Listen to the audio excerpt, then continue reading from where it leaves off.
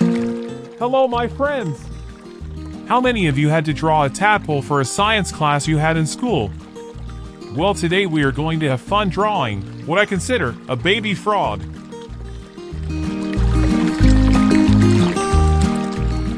As always, with all my drawings we are here to have fun, so don't worry if your drawing is not perfect. Just enjoy doing what you like to do. No one is ever perfect, so just do your best and you will find that each time you draw, you achieve another level of confidence and joy from what you have created.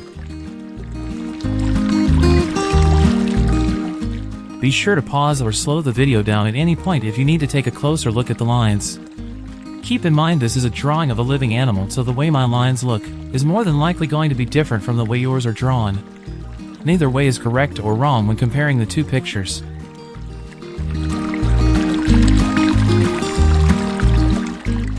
You're doing great, so keep up the good work.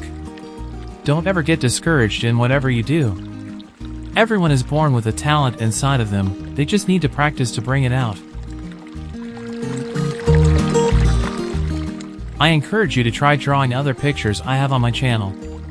Some may look difficult, but you will find that once you start drawing and taking your time, they are not as hard as they first looked.